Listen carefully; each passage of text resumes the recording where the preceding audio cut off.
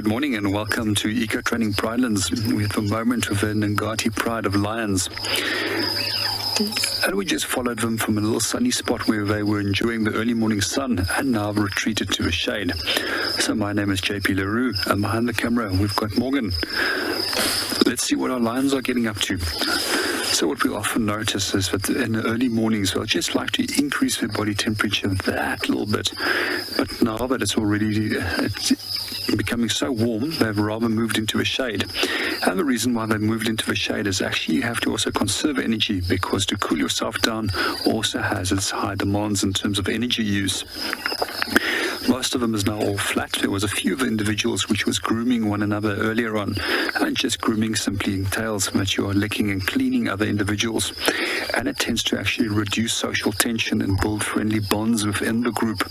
But at the same time, it also keeps the cubs in good nick and removes parasites in the coat. One or two of the individuals were also clawing on the side of trees, and the reason why they do that is actually to clean the sheaths as well as to sharpen the nails. And at the same time, they will also quite often deposit interdigital scent gland on that tree, leaving a chemical scent card that will relay certain information about the group and its members, and it can also provide information about the individual. So one of the questions I often get asked when we do find big prides of lions like this is, where's the male? What we do find is that the males will defend the territory against males, and females will defend their territories against females. And males often will go off actually marking their territories and making sure that nobody is coming into their territory. But they do associate every now and then with the females, especially if they have actually found that the females have made a kill. And what we do then see is that the males will dominate the carcass, and they will even exclude their own young when it comes to feeding.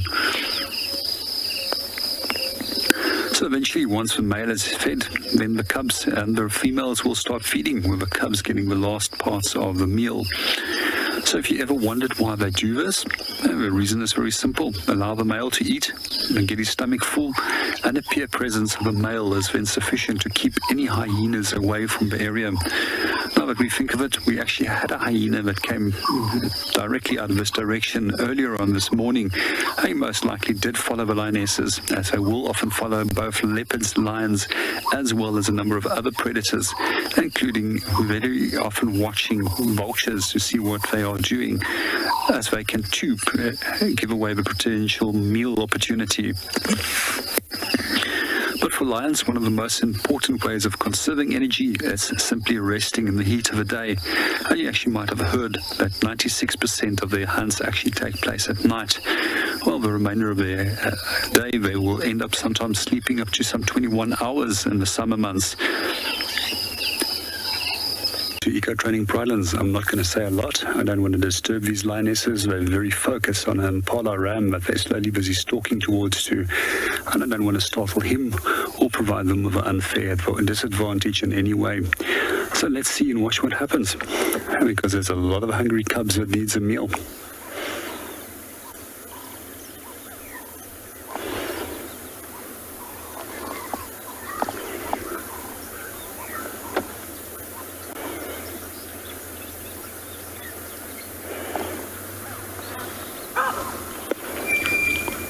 I think their game is right over now. There's some baboons that actually spotted them from a distance and started alarm calling.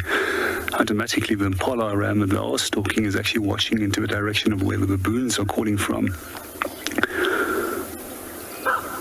And he still hasn't seen the lionesses.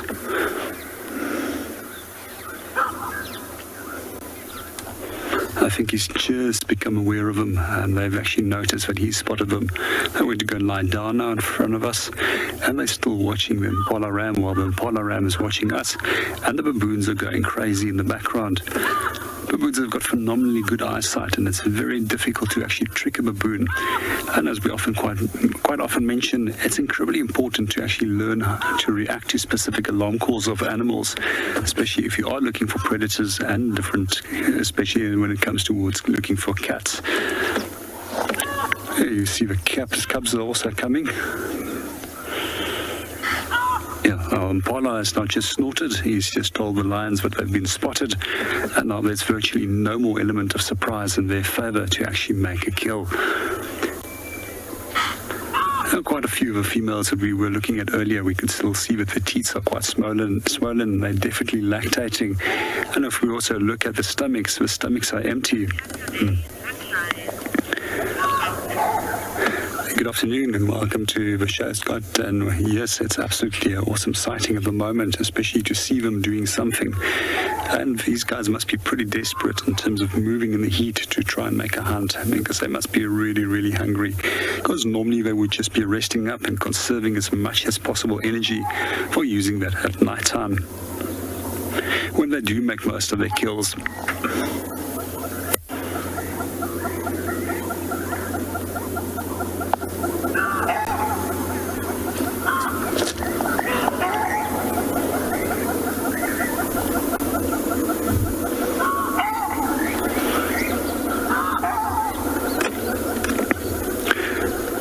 Ram has now disappeared and made his way off into a thicker area. That's probably a smart move. Quite often we also will notice that they will actually come a little bit closer and rather keep their eyes on the lions to make sure that they're not sneaking up onto them. Once again, it's to prevent them from having any form of surprise that they can use it against them when it comes to making a kill. There's a few things that we can point out while we are looking at our lions, where there's a number of different age groups. If we also look at the black part of the ears, as well as the black tip of the tails, which is all visual communication signals, so that they can maintain group cohesion as if they are moving and preventing the cubs from getting lost from the adults.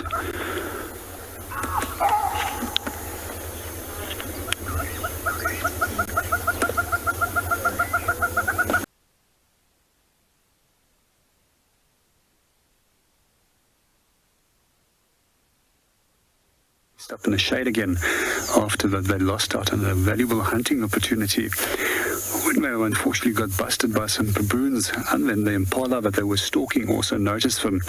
Very soon after, there was a number of different birds that were alarm calling, as well as tree squirrels, which was giving away their position, and they knew that it's better just to go and rest in the shade and wait till things calm down before they actually try and attempt to hunt again. At the moment, their stomachs are incredibly skinny at the moment, and both the adults as well as the cubs are seriously in need of a meal. I really hope for them that they are going to get something this afternoon to kill, and that the cubs can at least get some food as well. So generally, it's quite strange for lions to actually move in the heat of the day, but once again, it shows you if you're hungry enough and you're driven by hunger, any time of day will actually lead to some form of activity. A lot of these lionesses are also breathing quite heavily. That's normally a sign that they actually are incredibly warm. Quite often when we also notice that they...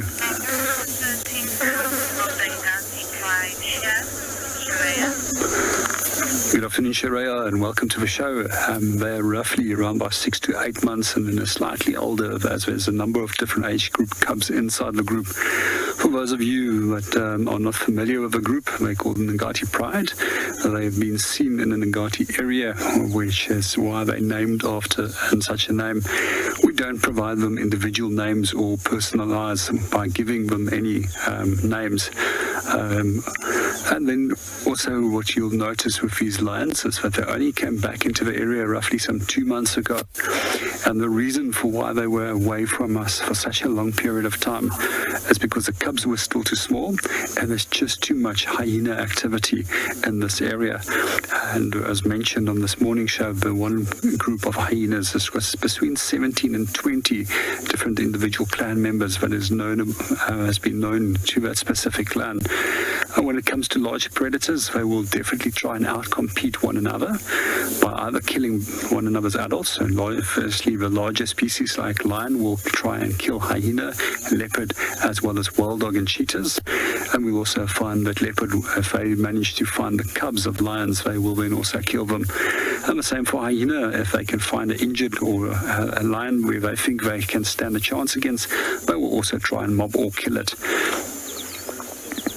And the the same with hyenas and leopards. I've also often seen that leopards actually has been given chase by hyenas, but also quite often a big male leopard might just stand its ground. And especially what we notice is that when they do have a kill, they rather leave a kill to avoid any form of further confrontation, as they wouldn't like to get injured in the process. Injury simply means you can't successfully hunt, and it's just better to drop your prey. So one lioness have just seemed to have seen something. I just want to see what she's up to. I was actually just looking back at one of the lions.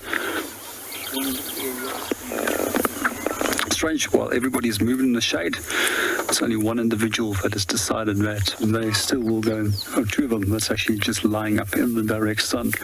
They've got phenomenally good eyesight, and quite often when I have looked at what they're looking at, we find it incredibly difficult to try and see what it is until we start looking around with the binoculars in the thick vegetation, and then we might actually see what it is. Let's have a look.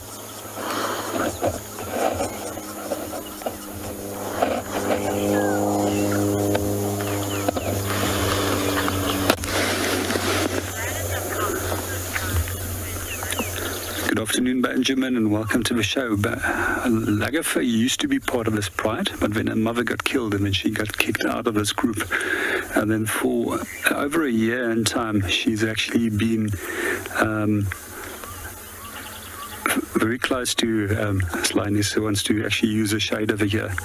We're just going to watch her. So coming back to Lagertha. So Lagertha managed to actually survive on her own. And when Lagertha does try and get back into this group, she actually gets chased off by these lions. And I've even seen that the younger cubs try and dominate her in the process. Hopefully they weren't looking at me as part of their meal items. Well, I'm just teasing. They were definitely not. They were just actually coming to look at the shade next to our vehicle. And the lioness has now moved off again. So one of the few strange things that I do find about lions on incredibly warm days like this, where they'll actually go and lie on top of one another. I wouldn't want to do that. I think you would actually get warmer in the process. But then obviously you'll see that they're also trying to compete and push one another out of the shade, so that the larger and more dominant individuals will try and hug the shade for as long as possible, while the slightly weaker individuals will be exposed to direct sun quite often, and then sometimes are forced to go into the next tree to go and find shade.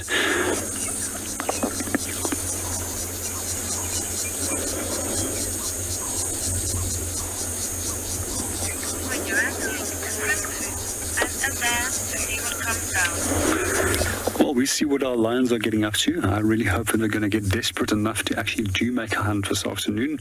Let's go and see what Chris is up to at his dam.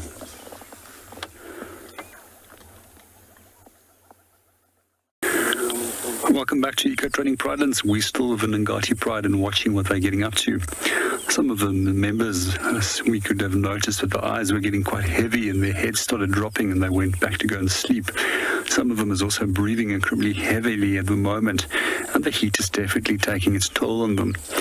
A smart move of them was to actually come up here, come and utilize the shade on the higher level areas of a crest.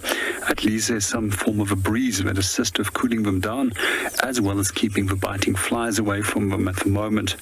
Every now and then we'll watch one of the adults actually looking up and seeing if there's anything in the drainage line to the bottom of us that might be moving there.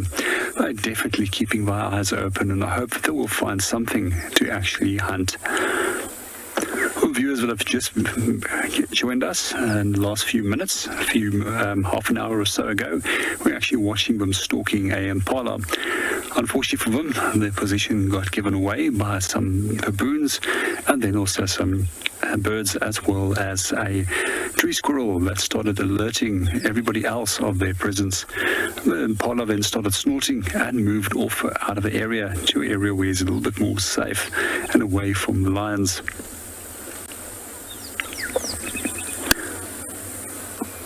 When you're out on safari and you are looking for lions, it's always best to actually try and find them as early as possible in the morning.